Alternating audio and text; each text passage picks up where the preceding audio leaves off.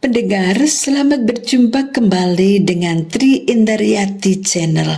Kali ini mengusung cerbung bersuara yang berjudul Duhai Cintaku dengan episodenya yang ke-11, Senyummu itu mengelupaskan jiwaku. Apakah arti sebuah cinta ketika harus ditutup rapat-rapat? Bukan untuk pujaan hatinya, karena sang pujaan hati milik sahabatnya sendiri. Lalu bagaimana caranya mendobrak keterbelengguan cinta ini?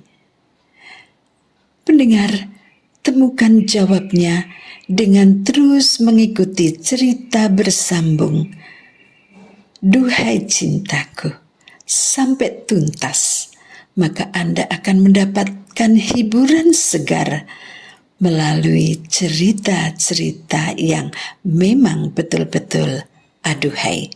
Selamat mendengarkan.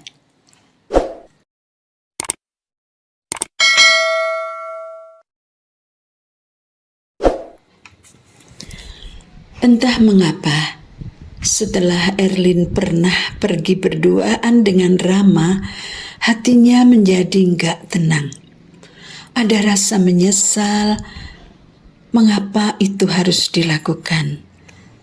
Sebetulnya tidak ada maksud apa-apa, tapi kalau dipikir-pikir, dia bisa juga menghindarinya, menolak ajakan Rama pada waktu itu. Ngapain juga sih makan soto berdua? Apalagi setelah kedatangan Ara ke rumahnya. Perasaan gak enak itu semakin menyesakkan hatinya. Ia bahkan berjanji untuk menjaga Rama dari godaan cewek-cewek teman kuliahnya. Pusing aku. Ditepuk-tepuk jidatnya, tanda kebingungan yang tak terurai. Erlin lantas mengambil HP dari dalam tasnya. Tiba-tiba saja terlintas wajah Hendra, kekasihnya. Entah karena terombang-ambing oleh perasaannya sendiri, rasa bersalah telah mengkhianati kekasihnya ini, atau rasa cinta yang menyeruak tanpa diminta. Penolakannya malam minggu kemarin ketika diajak keluar rumah juga dianggapnya sebagai ungkapan tidak memberi peluang pada kekasihnya untuk menunjukkan bahwa cinta itu masih utuh dan terjaga dengan baik. Apakah ini juga karena Rama? Karena berboncengan berdua dan karena soto ayam kampung? Erlin sendiri tidak bisa menjawab. Dra, lagi di mana nih? Baru ngapain? Sama siapa? WA yang dikirimkan Erlin ke Hendra berisi berondongan pertanyaan rentan akan kecurigaan dan kecemburuan. Hendra tersenyum simpul membaca WA dari Erlin. Akhirnya, guman Indra. Ketika ajakan untuk bermalam mingguan kemarin itu ditolak oleh Erlin, Hendra berjanji pada dirinya sendiri untuk tidak menghubungi Erlin lebih dulu. Harus Erlin dulu yang mengontak. Enak aja dia. Demikian bisik hati Hendra.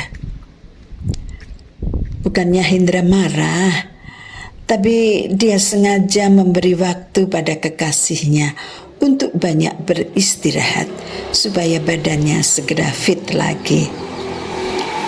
Obat untuk kelelahan adalah istirahat yang banyak dan benar.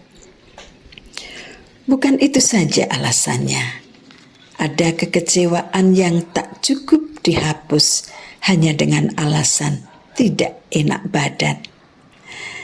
Hendra sudah berdandan sedemikian rapi, ganteng, dan wangi.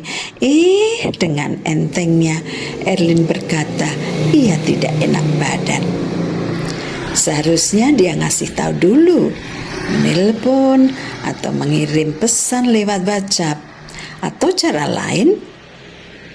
Tidak nonton atau tidak makan malam di luar, ya nggak apa-apa. Tapi setidaknya diajak ngobrol di rumah lah. Gak usah lama seperti biasanya, ya nggak apa-apa. Tapi paling tidak ada respon positif dan menyenangkan. Hendra kepingin kehadirannya memang diharapkan dan ditunggu oleh Erlin. Aku di rumah, baru santai dengerin musik. Kenapa? Erlin tertawa membaca jawaban Hendra. Mungkin dirinya memang keterlaluan dalam bertanya, terlalu menyelidik. Padahal tidak ada yang salah yang dilakukan Hendra. Erlin tahu siapa yang dimaksud Tepas. Dia adalah seekor kucing kesayangannya. Tentu saja dia tidak cemburu, bahkan itu membuatnya tertawa. Hendra memang tidak seheboh Rama. Dia lebih serius, lebih tenang, dan lebih dewasa. Tidak terlalu bisa meledek, banyol-banyolan, dan goda-menggoda, apalagi merayu. Pokoknya tidak seflamboyan Rama. Loh, kok aku jadi membanding-bandingkan Hendra dengan Rama sih? Tentu saja hal itu diucapkan Erlin hanya di dalam hati kecilnya saja. Ke rumahku bisa nggak, Ndra? Hore, akhirnya kena juga pancingan Hendra. Sudah 5 hari dia tidak mengontak Erlin. Dia diemin aja. Nah, ternyata Erlin gak betah. Erlin masih menginginkan aku ke rumahnya. Berarti aku salah kalau berpikiran negatif. Tentunya dia benar-benar sakit pada waktu itu. Buktinya setelah sembuh, dia menyuruhku untuk datang. Tanpa pikir panjang lagi, Hendra menjawab, "OTW sayang." Hendra terlalu senang dapat undangan dari Erlin untuk datang menemuinya, atau bahkan terlalu kegeeran, sehingga tidak lagi mampu berpikir nyantai. Hal ini bisa dilihat begitu ia sampai di rumah Erlina. Mau ngajak nonton film apa nih? Loh, kok nonton film? Kan gantinya malam minggu kemarin. Kompensasi tawaranku yang kamu tolak. Tiba-tiba hati Erlin kembali tawar. Dia tidak ingin pergi berduaan bersama Hendra. Dia mengundang Hendra hanya sekedar ingin memperbaiki hubungan yang dia kacaukan malam minggu yang lalu itu. Erlin ingin membuat hati Hendra yang kecewa pulih kembali. Erlin bingung dengan ajakan Hendra. Kalau dia menolak lagi, wah bakal runyam semuanya. Meskipun dipaksakan niatnya untuk nonton bareng, tapi tetap saja hati kecilnya menolak. Harus ada cara. Demikian kata hatinya. Hendra, ajak Ara dan Rama dong, biar rame. Lagian sudah lama ya kita nggak pergi bareng-bareng. Tiba-tiba muncul ide Erlina agar ia bisa bertemu dengan Rama tanpa ada kecurigaan dari pihak manapun. Selain itu, bisa menatap wajah Rama yang ternyata diam-diam ia kagumi. Erlin juga bisa menunjukkan pada Ara jika hubungannya dengan Hendra masih baik-baik saja. Sebetulnya Hendra kurang setuju dengan ide Erlin itu. Tapi dia tidak punya alasan untuk bisa nonton hanya berdua saja dengan Erlina. Ya sudahlah, kan masih banyak waktu untuk bisa jalan bareng dengannya. Begitu pikir Hendra. Daripada hilang lagi kesempatan manis ini, lebih baik ya ia segera menelpon Rama. "Ma, nonton yuk. Cuma kita berdua. Erlin ikut nggak?" Aduh, Rama keterucut. Mengapa dia menanyakan apakah Erlin ikut atau tidak coba? Apa hubungannya? Mendapat pertanyaan seperti itu, Hendra cuma ngakak. "Maksudku gini loh, Ndra, kalau Erlin ikut, aku juga mau mengajak Ara."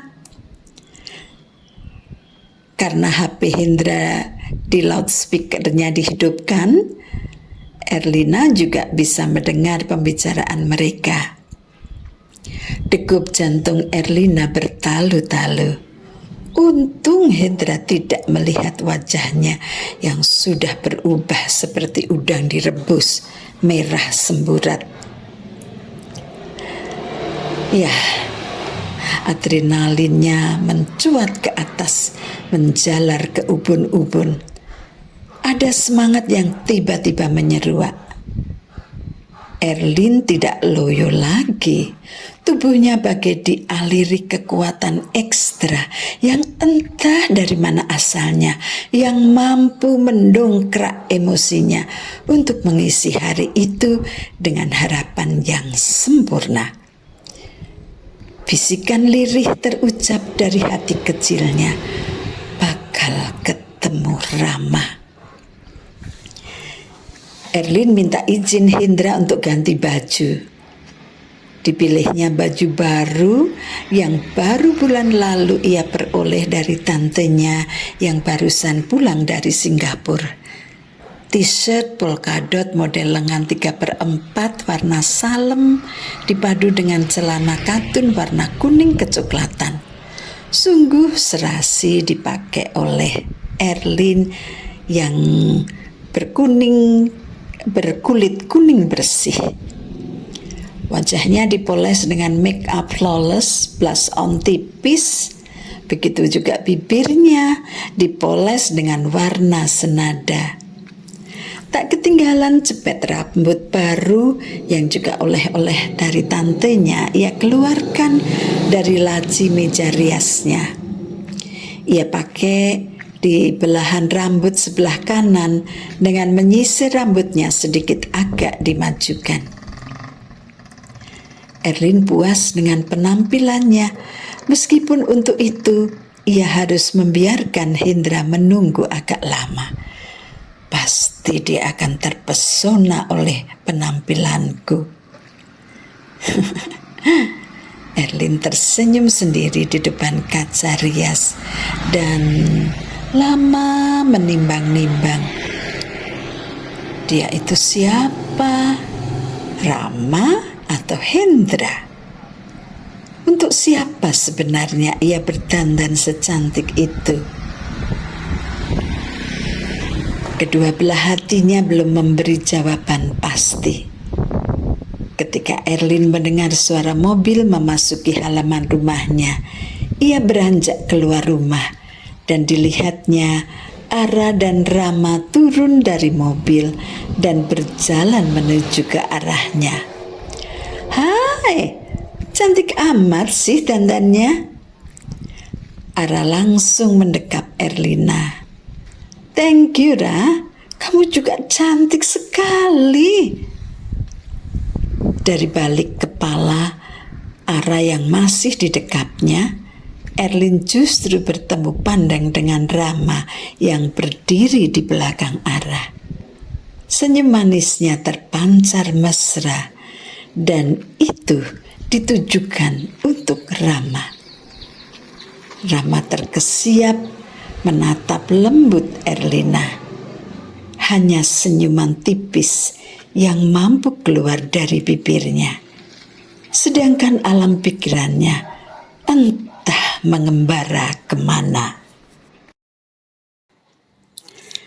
Sampai disinilah perjumpaan kita dalam Cerbung Bersuara episode ke-11. Senyummu itu mengelupaskan jiwaku. Pendengar, terima kasih telah mengikuti cerita ini. Sampai jumpa di episode berikutnya. Terima kasih dan Tuhan memberkati.